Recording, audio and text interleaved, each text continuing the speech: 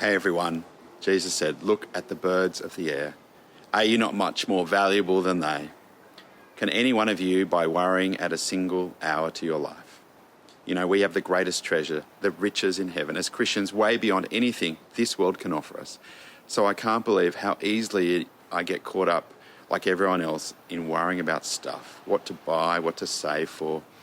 As we saw last Sunday, it's a trap, and we can escape that trap through Jesus, through contentment, grace and simplicity. And I'm wanting over these next 3 weeks, through this short video and email, to encourage and to help you to follow up what we've been looking at on Sundays at church and in our greenhouse weekend together. Now, I get it. When the topic of money comes up, it can be easy to switch off, take a step back, say, yep, I'm good.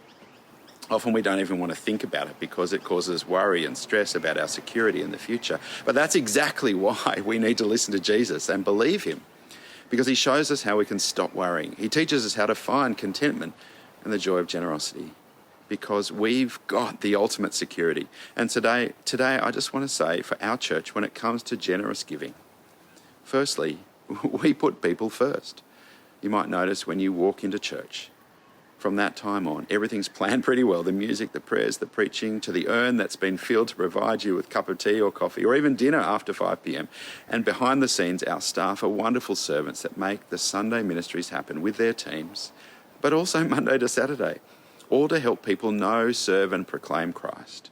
Our full-time and part-time staff that we fund through our church budget, and the many servants that we don't fund, are outstandingly faithful. And they're doing it because we long to see lives transformed by God's grace as we make mature disciples of Jesus. And then beyond our church, we give from our offertories to our mission partners in Australia and overseas, all doing excellent work to spread the gospel. And so we're excited about the uplift, the new opportunities our amalgamation has given us. And that's why we put forward a bold new vision. And we began implementing this new ministry strategy, driving the outcomes God wants for us through our 5 portfolios: connect, grow, serve, share and glorify. And we're encouraging people to be engaged and serving in those teams. And so how awesome it's been to see God bringing newcomers to each of our services, our 8 o'clock, our choral services, new families at 10, and likewise, particularly through the 5 p.m. congregation we've planted at East Linfield last year. We're now getting about 15 kids there in the kids program in the evenings as well. And to resource, to support this bold vision, at our AGM last month, we agreed to increase our overall budget by 10%, or about $80,000, which puts our income levels back to pre-pandemic levels.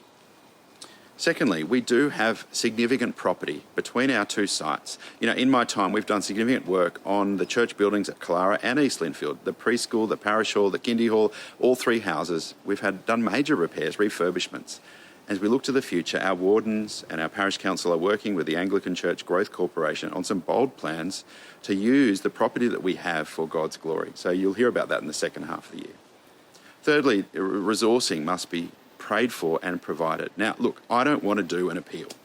And I'm not asking generous givers necessarily to give more. That's not what I'm wanting. But what I want is for every person who calls St. Martin's and St. Peter's their church to be faithful to God, to be regular in supporting. See, currently there's about 160 people at our church who receive income, we reckon. About 40 people give electronically and provide about 90% of the offertory. And so our resourcing of gospel ministry and relief for those in need, we think, could be about 3 to 4 times higher if everyone was able to give faithfully and generously. And that's why we're paying attention to giving generously. It's actually a key part of our discipleship. It's a litmus test of our maturity as Christians. You know, Alice and I, we were hugely challenged at the Greenhouse Weekend to look at our stewardship, knowing everything comes from God. And if God is the most important thing in my life, if I really believe that, Alice and I have been asking, how can we reflect that as we balance what we give, what we spend and what we save beyond those basic necessities? And so Alice and I are doing that. We're prayerfully looking at what we have and what we can do. And I hope that's exactly what you'll be doing too. And I'm praying for you as you do that. Because imagine if most people in our church took hold of giving regularly and generously and proportionally, everything would go forward for the glory of God. Now, next week, I'm going to give you some practical steps to help you to do that well. Now, why have I shared this with you today? Firstly, so each of us can pray that we might put this into practice, what we believe about God and our treasure in heaven. Because we need to give generously as part of our discipleship. We need to do this together. And we've set a bold vision and a budget to match that. And what else can I do but pray for you and tell you that? Thanks very much.